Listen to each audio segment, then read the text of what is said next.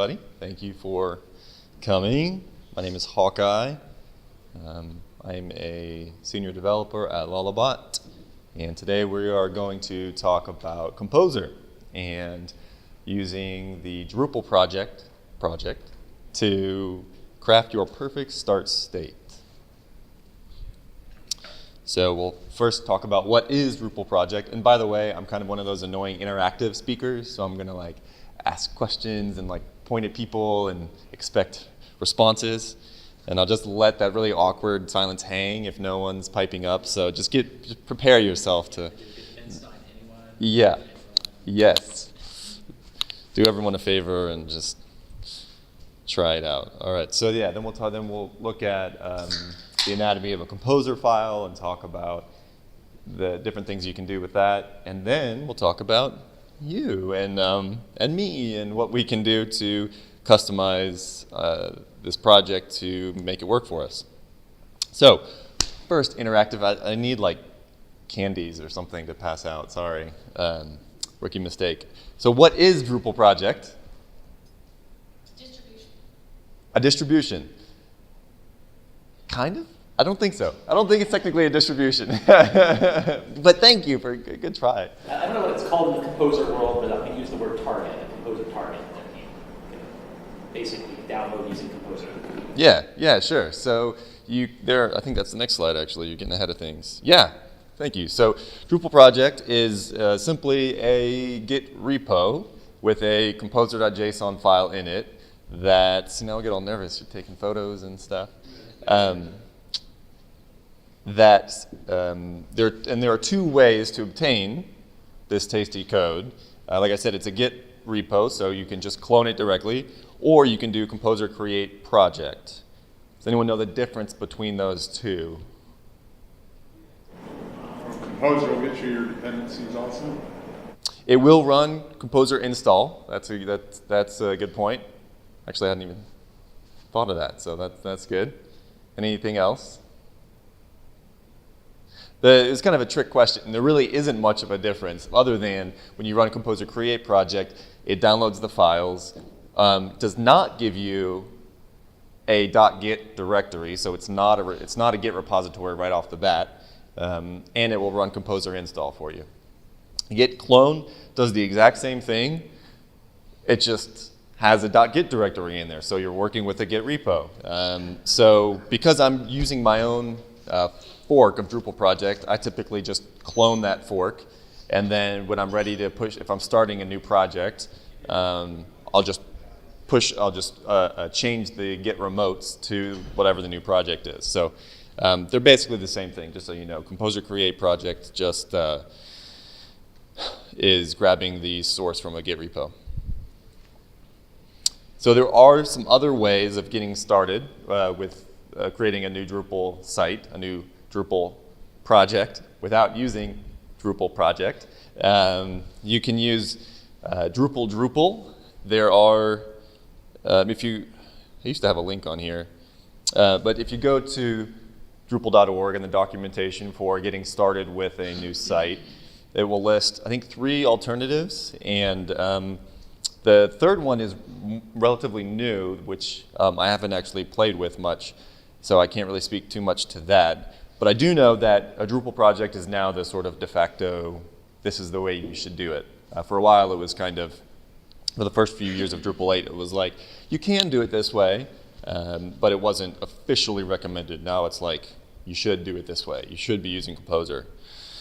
So the benefits to that are that you keep all your source files out of the repository, which is what we all want. You can also do this with Drush and a Drush make file. That's how we used to do it in Drupal 7. I personally never actually used that approach. I always just committed all my source files, all my modules and Drupal core and everything straight to my own Git repo. So I love being able to use Composer now, and Drupal project allows us to do that. All right, so let's look at the anatomy of a composer file. So I'm actually going to just pull up some of the code here.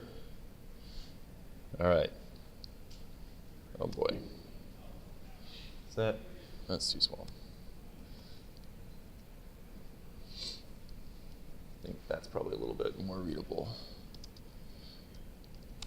Okay. Is that big enough? Maybe a little bit more? Yeah? All right. So this is a composer.json file. Another quick question. Difference between a composer.json file and a composer lock file. Herschel. The JSON file says what you can download, the lock file says what you did download. Exactly. That's a great way to put it. I didn't even know how I would answer that myself, but that's a great way to answer it. So the composer lock file, you would never edit directly. You never go in there and just add things to it or remove things to it. It's an auto-generated file based on what your composer.json is listing as all your dependencies. Composer.json, you also don't need to edit manually. You can use commands and things to add requirements and dependencies and things like that. But yeah, so composer.json is what you want to look at when you're trying to figure out what's going on in your project. So this is a fork of the Drupal project. I used to work at Kalamuna, another agency in the Bay Area, and so that's still kind of like, that's still where my fork is hosted. And so this composer.json differs from the main Drupal project in a few ways. So first of all, you can see a few obvious things. The author is the name of the project, yada, yada, yada. But the real fun stuff is in the require area. So this is where I get to list out all the modules and dependencies that I want in my project. So whenever I'm starting up a new project, I always want the admin toolbar. There's never a case when I don't want that. So I just go ahead and put that in there. There's just basically whenever I'm reading the weekly drop, and there's like some new cool module that Bob Kepford mentions in there, I go and check it out. I'm like, hey, that's sweet, and then I just add it in here. And then after a few weeks or months, if I find that I'm using it, it gets to stay. If I find that no, I'm not really using it, then I rip it out. That's kind of how I do it. So I just end up with this nice sort of curated list of things that I always want on my project. So I actually need to go through and update this. For a while, I was always using paragraphs, and I always needed the block field module.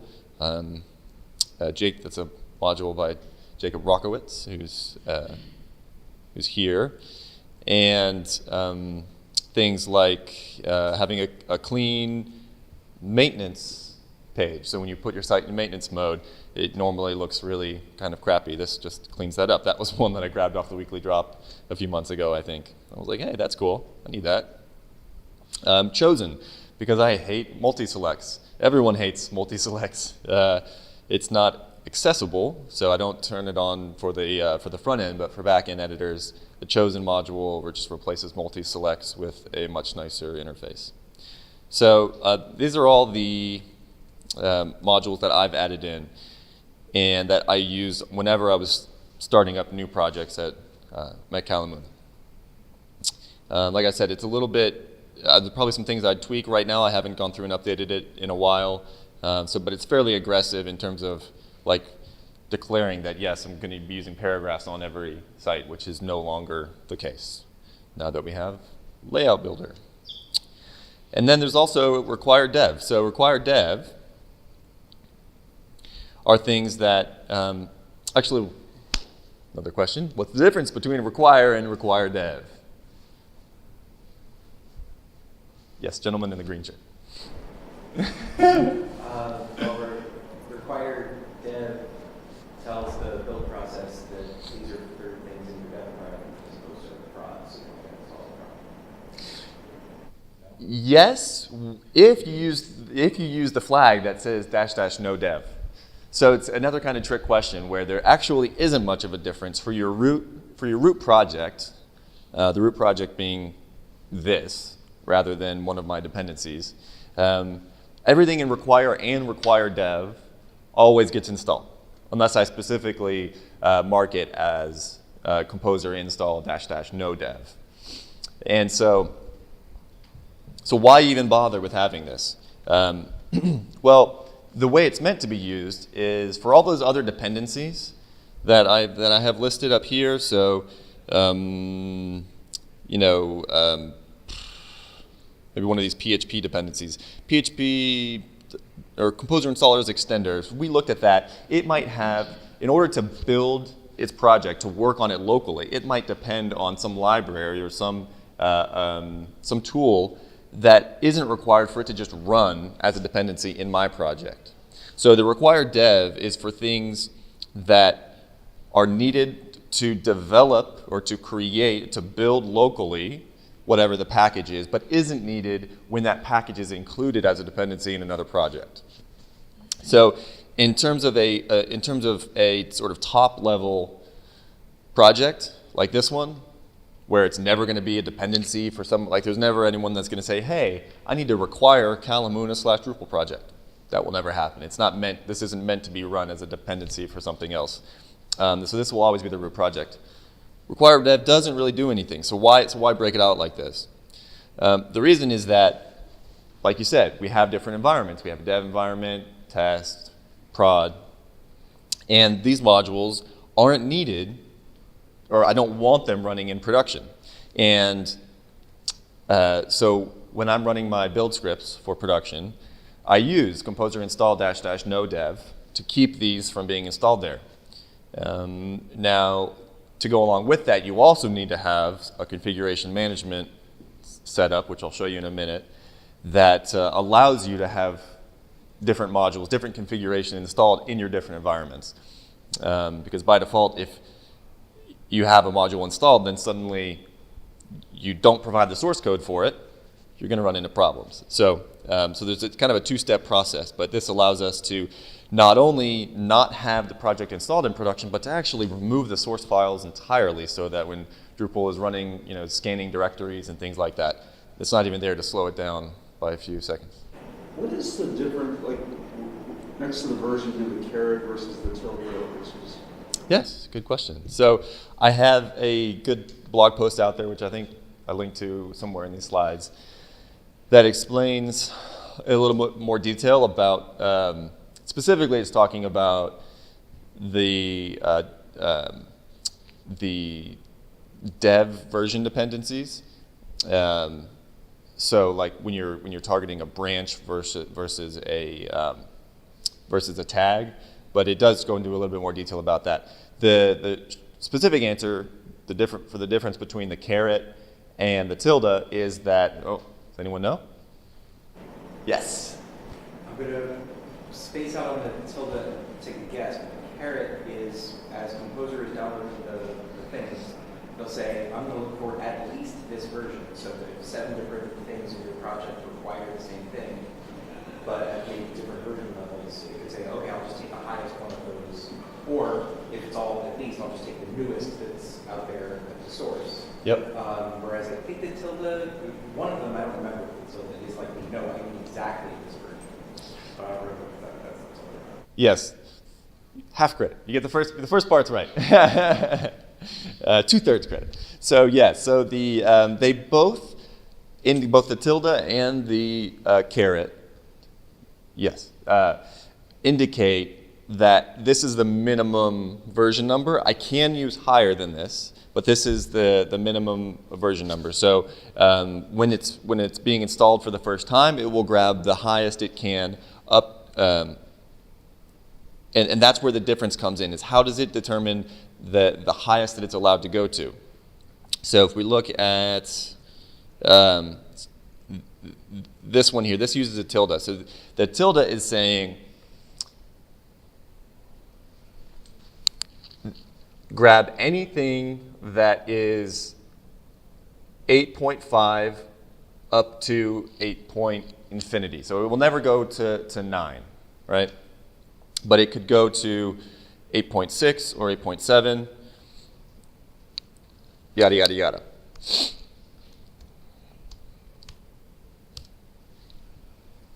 That is saying go to 8.5 point infinity.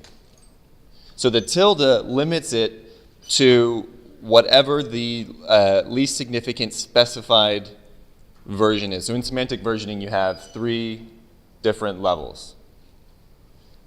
The first one is major, the second one's minor, the last one is patch.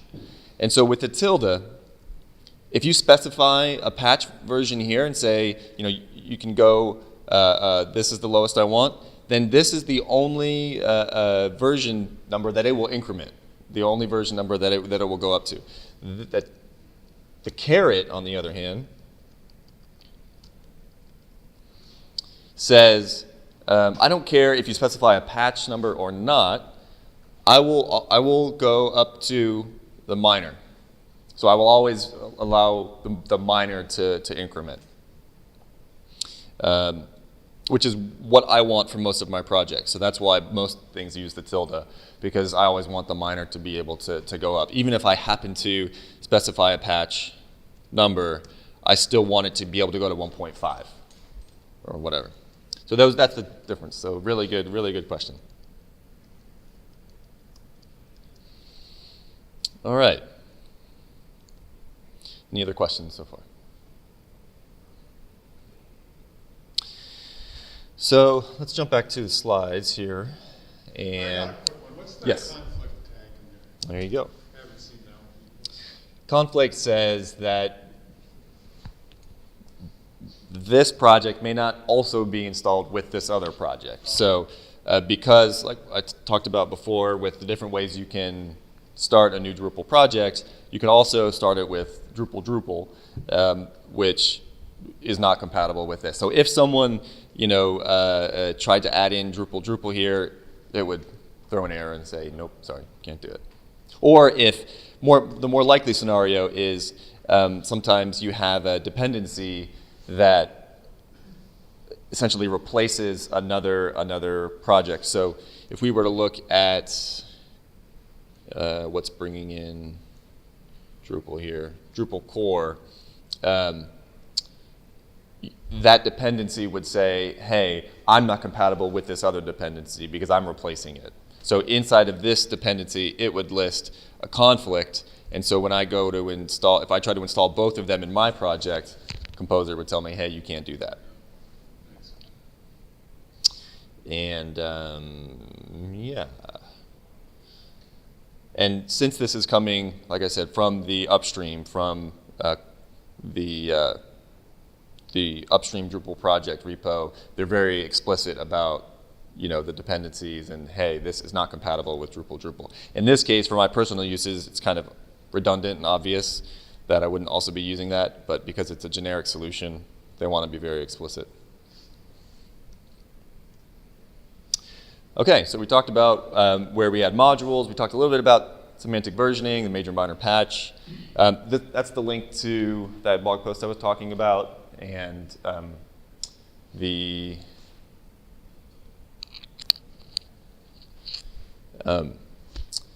special case of the dev stability flag. And it's just a little bit, it was a little bit confusing for me coming from the Drupal world and the way that we name our module versions. The way Composer handles the dev stability flag is a little bit different than the way we typically think about it in the Drupal world. We did not talk about libraries yet, or scripts, or the extra config. So let's jump back to that real quick.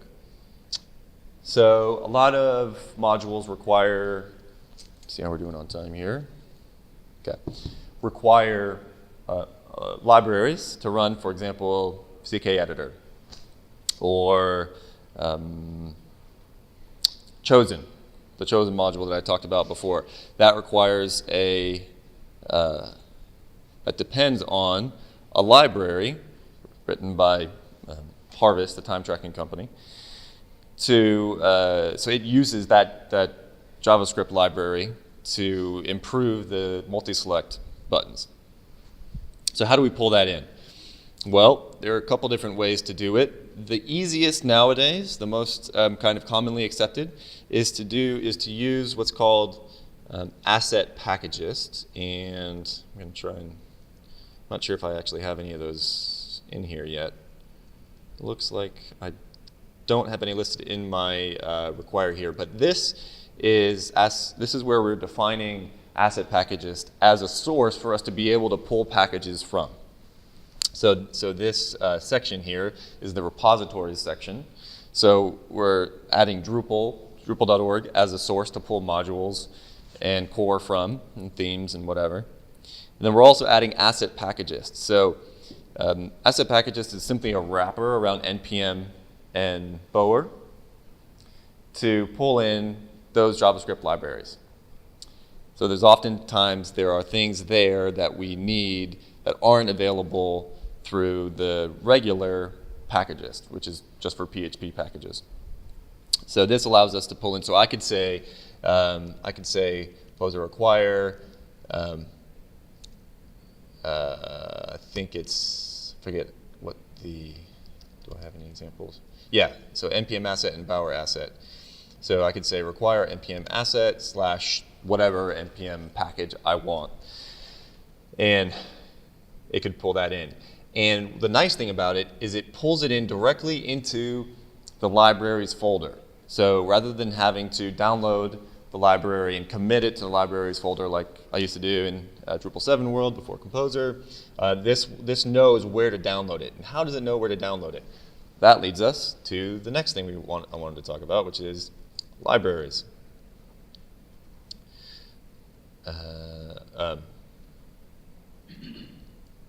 Not libraries, Composer installers.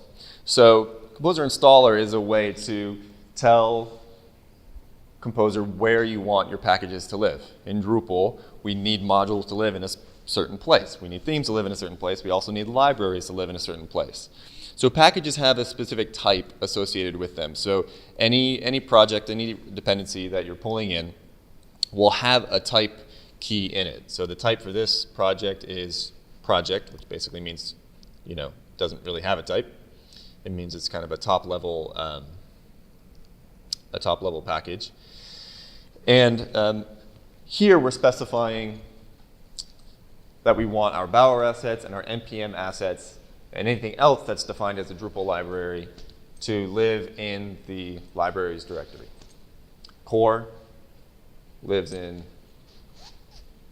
the core directory, and then here we have our contrib modules, profiles, themes, etc. So that's really handy. You can also see I have this type component here. That might not work for everybody, but for my purposes, we have access to a project. I think it's coming up next. Yeah. So there's a GitHub org called components that I use sometimes. And when there's some library out there that it's not an npm package, it's not a bower package, and it doesn't exist, it doesn't have a composer.json in it, then what I'll do is I'll fork, maybe the maintainer isn't responsive, maybe it's an old unmaintained package or something. I'll go ahead and fork that project into this components org that I have access to. There's a couple of us that are admins on it. And we'll add it to this repo, add a composer.json to it, declare it as a type component, and then everyone who needs to pull this in via Composer has access to that library. So it's kind of a common holding space for things that I want to be able to pull in as libraries. So yeah, so you have a couple of different options when it comes to pulling in dependencies that are not PHP packages. All right, let's make sure we got everything there. Scripts. Let's talk about scripts real quick. So we kind of passed over them here. So in the scripts directory, you'll notice that the Drupal project comes with a few scripts of its own. For example, Drupal scaffold. Drupal scaffold, what it does is it will download the top level Drupal files like index.php, like download yeah, probably I think in htaccess, whatever those top level files are that it needs, it downloads those. And why does it do that? Because I don't know if you noticed down here in the composer installers directory, but we're installing Drupal core to web/core, which holds most of the files that Drupal core needs, but we also need an index.php to actually, bootstrap the site. So, and by default, Composer does not provide a way to download specific files into a specific directory. So we can't just say, hey, give me part of this package and put it in this other directory. You can't do that. So that's why Drupal project comes with Drupal scaffold, which takes care of that for us. It will download. You can see, it's got a set of files that it will download and put in the root directory, and also I think in your sites directory. It'll put like a default.settings.php and stuff like that in there. Now I've customized that a little bit just for performance. I'm saying don't run scaffold again if you already detect that there's an index.php there. And then I've set up some of my own scripts here. So as a post-install script, meaning it will run these after Composer install, it's going to not only run Drupal scaffold, but it's also going to try and run npm install. So whenever I run Composer install, it's just going to go ahead and boom, try and kick that off, because some people keep their npm dependencies and stuff like that in the theme directory. At Kalamuna, like I said, where I used to work, no longer, we would keep it at the top level directory. And all right, so and you can set up whatever you want here. So npm has an it command which just runs install and test. So I kind of mocked that here, did a similar thing, and then I created a composer test command which runs npm test and then runs code sniffer as well. All right, any questions on composer stuff before we move on to customizing it even further? All right. So now we get to do some of the really fun stuff. So we've covered Composer, and this presentation is not just about Composer. It's also about how to customize your start state. So how to spin up a site to be just the way you want it every time. And so far, what we've seen is we're able to download all the dependencies that I want to have every time, but that doesn't mean they're getting installed. It doesn't mean that the site is actually set up the way I want. It's just making it available, but then I would still need to go in, run site install, install all the dependencies and all that stuff. So let's take a look at some of those customizations. So this is the GitHub repo, and we've got the composer.json file here. There's the composer.json file.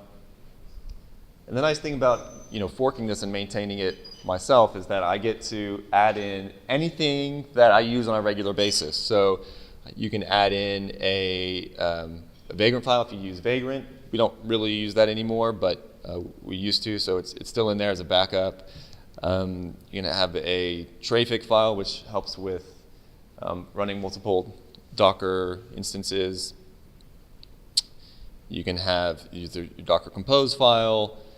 This is a configuration file for our front-end tooling, and anything that you end up using on a regular basis on your site, you just get to throw in there. So that's really handy. So let's go ahead and jump into the web directory and sites. So on my when I'm running a project, if I'm just testing out some random module, or I'm just doing development on a random module, I don't have dev, test, and live. But for any actual site I'm building, I always need dev test and live environments. So I've got those set up here. I've got all the configurations in place. So right off the bat, I've got caching turned off in my dev environment. I've got, let's take a look and see what I have going on in my dev environment. So,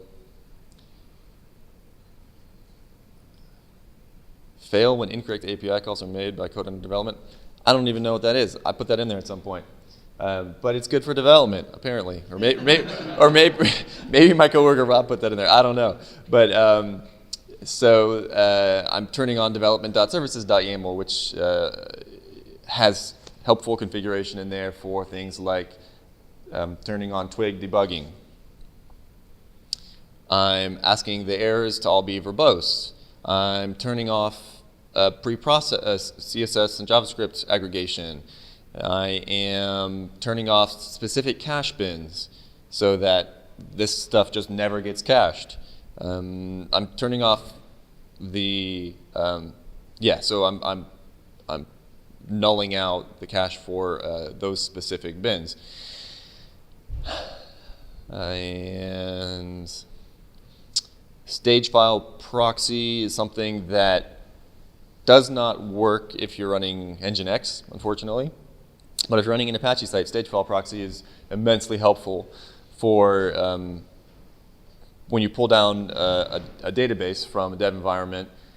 You don't then also need to download the files. So any images or things like that that you haven't downloaded locally, it will turn around and say, oh, this file doesn't exist. Let me check the production environment before throwing a 404. So, Kint is a really helpful debugging tool, but it can get a little aggressive if it starts nesting too deep. So I set a max level there. I set up the default database credentials for Lando because we've just taken to using Lando for everything. These can be overridden in a local settings file, but we just go ahead and throw those in there. So that's some of the handy stuff you can do. And the way these settings actually get used, I'll just show you real quick. So we've got 4 different settings file. Common, like it sounds. This is the stuff that just gets applied to every environment. And the very first thing it does is detect which environment you're in. And that kind of depends on who your production hosting provider is. So if you're running in Pantheon or Platform SH, you have to kind of customize this code to detect what environment you're in. And the way these actually get picked up is in the defaults /settings.php, where we've just got a very minimal amount of code where first we include common.php, which defines what environment we're in. And then here we're including that environment's settings file. And then we're including a local settings file if it exists, so you can have it overrides. This is all stuff that's really super handy that I've just taken to doing over time, and now I get to just stick it all in one repo and use it as a starting base. So I don't have to do it every time. And yeah. Okay. That's good. And there's some utility functions that we've ended up needing on several different projects, so I just went ahead and put it into its own little class here. Things that are useful in the settings file, like issuing redirects. When we're doing a migration, oftentimes we'll have some sort of pattern. Anything at /foobar needs to redirect to /whatever, and so enforcing SSL on the site, like I just talked about, redirecting wildcards. So all of that stuff we end up needing to do on a regular basis. So now it's just in there. Let's see, is there anything else I wanted to touch on? So we looked at settings.php and services.yaml. Yeah, you get to customize your gitignore files, which you always end up needing to tweak a little bit. You have your local development files for having your Lando configuration or whatever local development tools you use. There's the Lando file. So I get to customize a little bit in here what I want it to do. So I'm adding in things like making sure it has PHP MyAdmin, making sure it has Node, and then when it builds, I'm telling it to go ahead and run npm install and test. So, you know, just that kind of stuff that it's really handy to have. And then, so, you know, most of the time, I only end up spinning up, you know, new production websites at most a couple times a year, right? But this is also really handy when I'm just needing to test out some module on Drupal.org. So when I turn this on, when I, you know, clone this repo, and I run composer install, and then I run Drupal site install, I've got a really good, clean functioning site, but there's one missing step. Does anyone know what that missing step is? In order to have all those really nice modules turned on that I've already downloaded. You gotta enable them. Yeah, we have to enable them, right? And so rather than having to do that every single time, I've got configuration in place in a submodule. So when I first began working on Drupal project, there was no easy way to install a base set of configuration with your site. There was something called configuration installer, but it was a little bit, had some difficulties with it. Now, if you have an existing site, you can take all of the configuration from that site, drop it into an installation profile, and as soon as you run site install, it will use all that configuration from an existing site. So that's one way to do it. The other way to do it, which I opted for, is to have a submodule that I wrote, that I called Cala config, that includes all the configuration that I want on my site. So you can see here, in my dev environment, I'm asking it to turn on all these modules. So dblog, devel, kint, twig-xdebug, stage file proxy. These are all things that I want automatically turned on in my development environment. And then in live, I want these other modules turned on.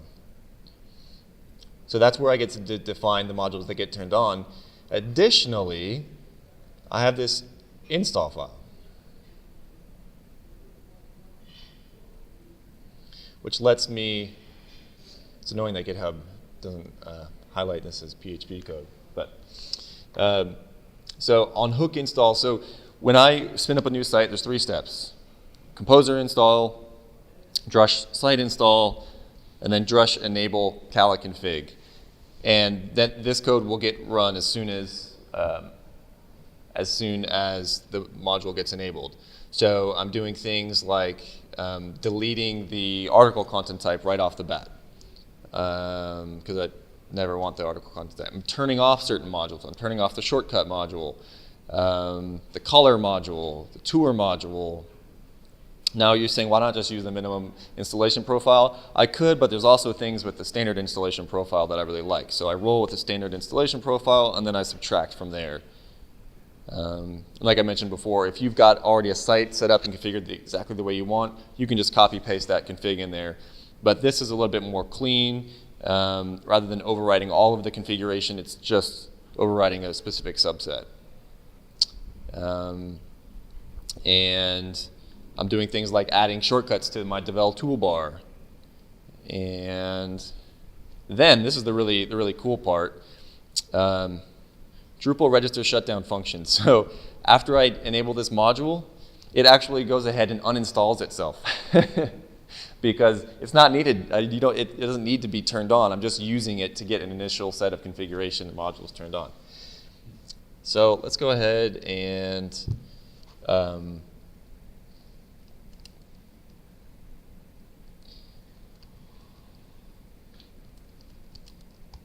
let's go ahead and try this. I haven't run this in a hot minute, so I have no idea if this is actually going to work.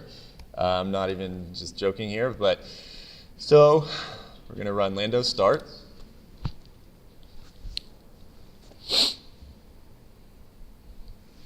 And while that's starting up, I'm going to null out a few settings. I just submitted a pull request to turn off one of the startup scripts that is a little bit aggressive. I'm going to go ahead, but it has not been committed yet, so I'm going to do that here.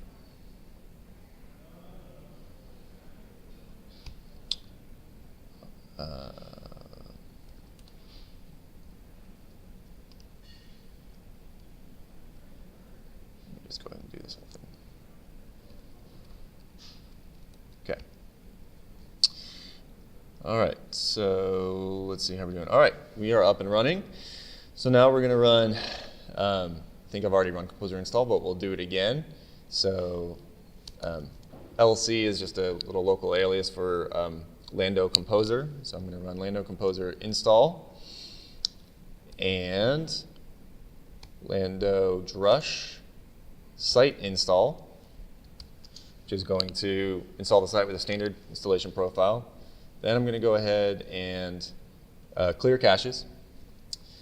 And then I'm going to, and this is Lando drush enable Cala config. Yeah, thank you. The Y is for like -Y, like don't prompt me. And I'm probably missing something in here. Like I said, it's been a minute since I've tried this. Let's go ahead and do it. All right.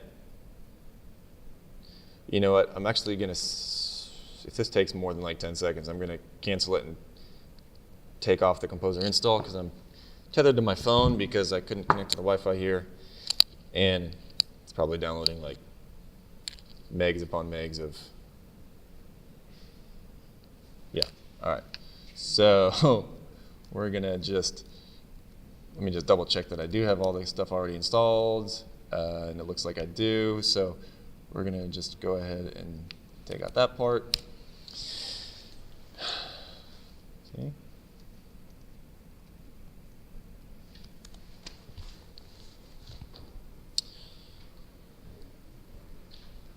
So we're installing Drupal right now.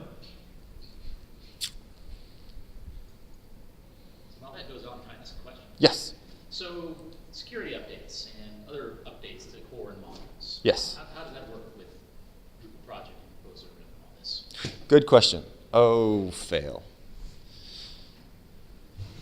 Okay, so I do need to run composer install. So let's let that run in the background while we talk about Paul's question. So it's actually a really good question. So when you need to upgrade Drupal core, which is especially when it needs to happen, like ASAP, because there's a security update or something like that. There's two things to watch. So let's go to the Drupal composer, Drupal project. So this is the upstream repo. This is the base that I extended from. You can see it's much more minimal because it has to be the generic use case for lots of different people. So it's unopinionated and there's much fewer things in there. So you'll notice that one of the dependencies here is webflow / Drupal core required dev. Let's go ahead and look at that repo.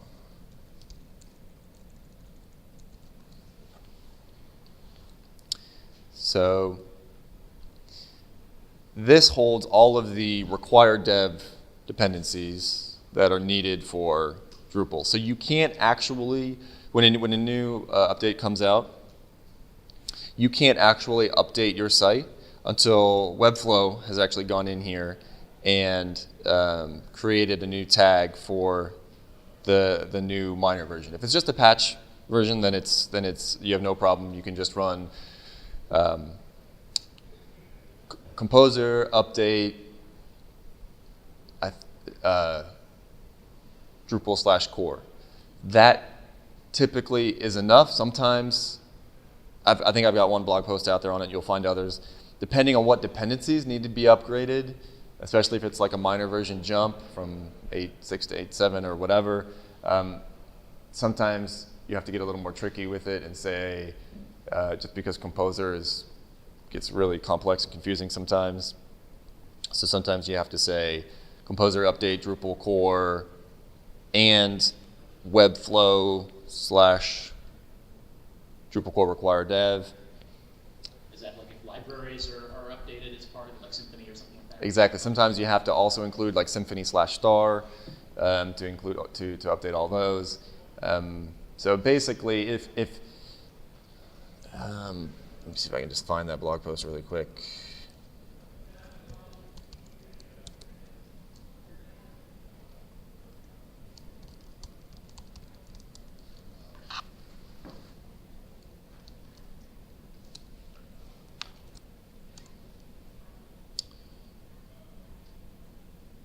There we go. So I've got this little post out here where I was having trouble upgrading from 8.5 to 8.6, I think.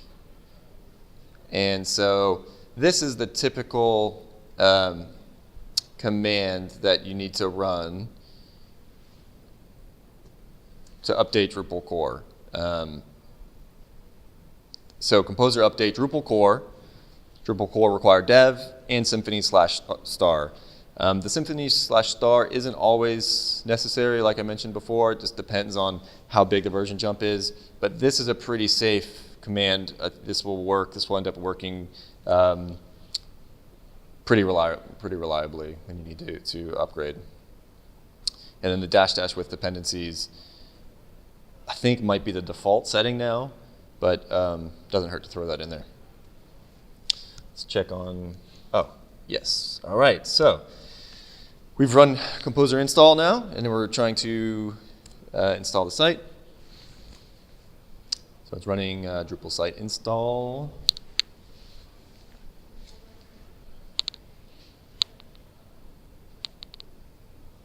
All right, site installation complete. Why is material admin not getting installed? So I think I must have added a dependency to cala-config, but not added it to its Composer requirements. So I'm just going to go ahead and download that real quick. So material admin is an admin theme, and one of the things that cala-config will do is turn on material admin theme and set it as the default admin theme.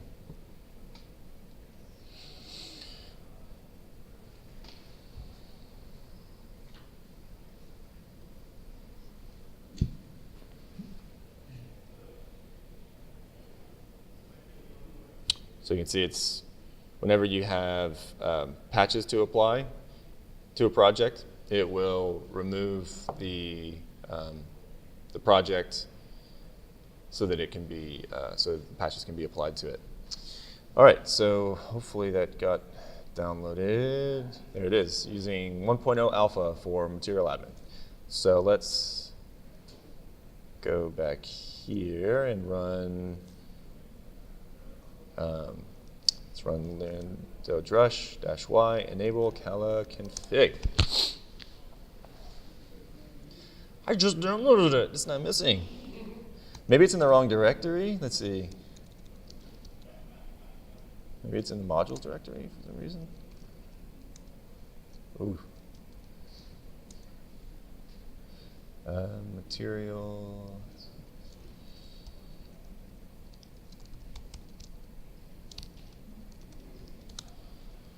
Oh, it's in themes. Okay, so here's what I'm going to do. So I'm just going to take out that dependency. Yeah. Or maybe I can just, yeah.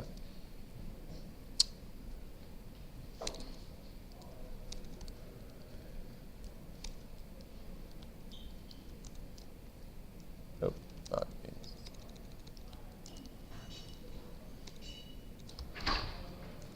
All right.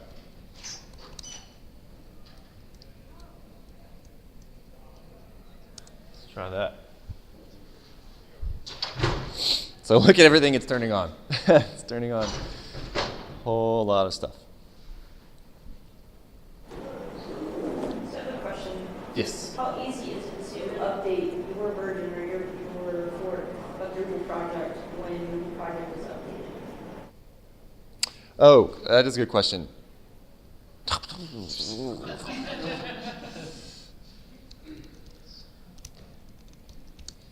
It's pretty easy. Let me just go ahead and manually turn it on. I'll do that in a minute. Let me answer this. So when Drupal project gets updated, I can just merge from the upstream. Of course, there's like, conflicts and stuff. So it takes a little bit of careful picking through to figure that out. But there are really honestly few updates that come through except for like version bumps. Because the upstream Drupal project. Cool, great. The upstream Drupal project doesn't really get much changes except for version bumps for the most part. So. Material admin a theme? It is. Rush 9. Because theme install command is different than Rush 9. Okay. It's THEA. Let's just see what's going on here. Hawkeye. What's up? All right. Live coding failed. Thank you.